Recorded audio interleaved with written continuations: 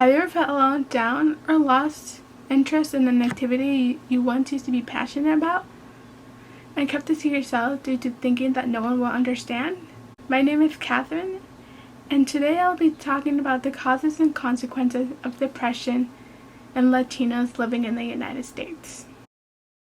My thesis statement for this project is Latinos have high rates of depression due to poverty, lack of mental health access, and cultural stigma. Next, I'll be going to do some background information. The Latinos I chose to focus about for this project is the Latinos first-generation immigrants. They are someone who migrates from Latin America, the Caribbean, or any other speaking country. Next, I'll be defining what depression is. Depression is a common and serious mental illness that negatively affects how you feel, the way you think, how you act. It can also cause feelings of sadness, worthlessness, hopelessness, or lose interest in activities once enjoyed. It can also lead to a variety of emotional and physical problems. It can decrease a person's ability to function in daily work and home life. Next, I'll be talking about the statistics surrounding on how many Latinos first-generation immigrants suffer from depression. There is limited statistical data along these groups, and this is due to underreporting. However, it's generally acknowledged that they do suffer high rates of depression that exceed their American peers. Poverty plays a big role in the way on why many Latino first-generation immigrants suffer high rates of depression. Poverty is someone who lacks the financial resources and essential for minimum standards of living. To be able to examine the relationship between poverty and depression, I will be using the mental health organization Poverty Project that lasted over 20 years by the World Health Organization to increase the risk of mental health disorders. This chart was taken from the World Health Organization as mentioned in the last slide. And the green area of the chart shows someone who has good mental health.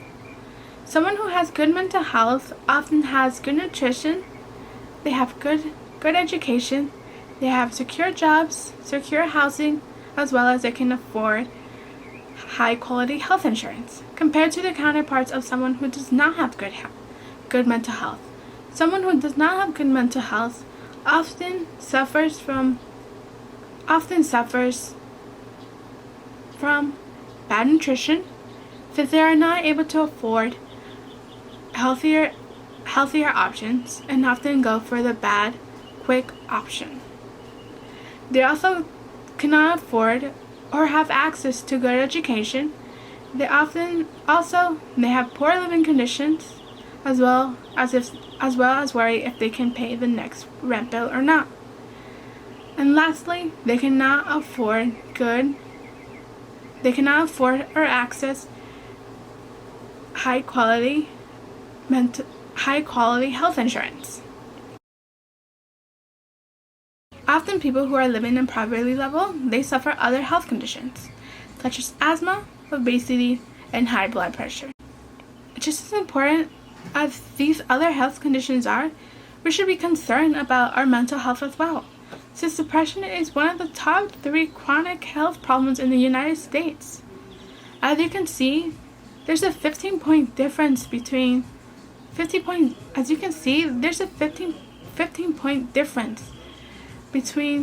how many people suffer from depression compared from someone who's living in poverty or someone compared to someone who's not. This means that poverty has a profound effect on mental health. For other conditions such as high blood pressure, we can easily understand why poverty comes to play. Poverty plays a big role in many first-generation Latino immigrants. They suffer high rates of poverty. This chart is from a 2018 study done by the U.S. Census Bureau American Community Survey which was done by Kaiser Family Foundation. As you can see from this chart, Latinos are one of the ethnicities to suffer high rates of poverty by 19%, but we also must acknowledge that the Black community suffers from high rates of poverty. Poverty can also affect if someone can afford mental health care or not. According to the National Survey on Drug Use and Health in 2018, adults over 18 and over who receive mental health, Hispanics significantly do not receive mental health services compared to their white peers. This is important because with the lack of receiving or seeking support can often make depression become worse and cause more damage to their health. The cause of lack of receiving mental health care for Latinos is often due to language barrier. Language barrier can often make communicating with doctors or often their health providers more difficult than it has to be. According to Pew Research in 2017, only 52% of foreign-born Latinos spoke English proficiently. For those who are not able to communicate with their doctors or medical provider, getting mental health assessments or treatment makes it more harder than it has to be. Therefore, bilingual providers are in high demand. Latinos are underrepresented when it comes to psychologists in the medical field. They are underrepresented. In 2013, only 5% of psychologists identified as Latinos. This statistic was taken from the U.S. Census Bureau. This is important because if there are more Latino psychologists, then more Latinos will be more comfortable and willing to seek help and treatment, since they will feel a connection with their providers as well as they will feel that they will be understood more. Health insurance also comes to play when it comes to getting mental health treatment. The average cost of a therapy session is $60 to $120 per session. And if they have health insurance, they can pay up to $20 to $50. To be able to see any sort of improvement on their mental health, they must be able to book more than one session per week. Not many Latinos have health insurance and often can't afford to pay for one session just to be able to get an assessment or even see a psychologist. Even if they qualify for health insurance under the Affordable Care Act, many don't register due to their legal status.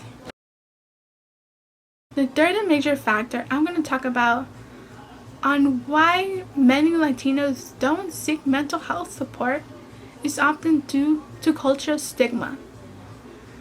Now let's look at this quote. My sibling sometimes doesn't wish to seek service/resources for the fear of being labeled crazy. The stigma and taboo surrounding mental illness can prevent them from seeking professional help. Machismo is the belief that respect should be given to them, and it's also defined by having physical strength and masculinity. If they were to seek treatment or show signs of depression, they'll be seen as weak or even unmanly.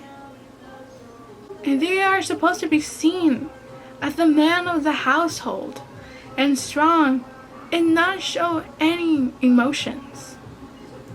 When men don't seek mental health care when needed, it can spiral downfall. It can lead to the depression becoming worse or any other mental health illness.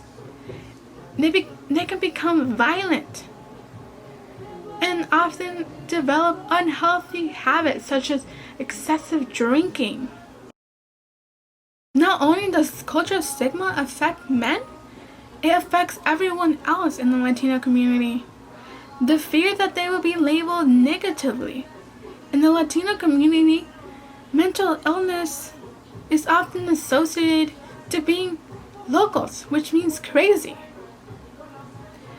This is often a result of not understanding the signs of depression. And if they don't understand the signs of depression, this is often the result of not understanding the signs of depression. And if they do understand the signs of depression, they will not seek treatment and simply ignore it, as if they will see it as just a phase or it's a way of life. Or they're seen as weak or just over. This is often due to a lack of education surrounding mental health, especially in the Latino community. They often don't know the signs of mental health issues. They often don't know where to get treatment or how to get an assessment to figure out what they need to do in order to help themselves. Mental health is often not talked about regularly as their white peers. If they were to start talking about mental health, they'll be shut down, they will see it as taboo and something that should be just left alone. Latinos should have proper education surrounding mental health as to knowing the signs, the symptoms, or when and where to seek treatment, as well as to remove the cultural stigma surrounding mental health, to get rid of the idea that someone who suffers depression is not weak or overreacting. In conclusion, poverty, the lack of mental health access, as well as cultural stigma, are the causes on why Latinos, first-generation immigrants, have high rates of depression. It should be more affordable for the Latino community, as well as anyone wanting to see a psychologist or a therapist. As the depression in the United States costs us over $210 billion per year, we're already spending that money on depression, so why not make it affordable? This goes the same for education. Just as we teach our kids or anyone about good health, good eating habits, or how to just do basic math in school, our mental health should also be taught. Our mental health should also be a top priority when it comes to education. Not only in the Latino community, but for everyone else. This will teach us the signs and where and how to seek treatment. There should also be more research surrounding mental health in the Latino community. This way we can better understand and support them when it comes to their mental health. Depression is a serious mental health disorder, and it's something that we should help our Latino community members understand and support them, just as we support everyone else who suffers or is suffering from mental health. Thank you for listening.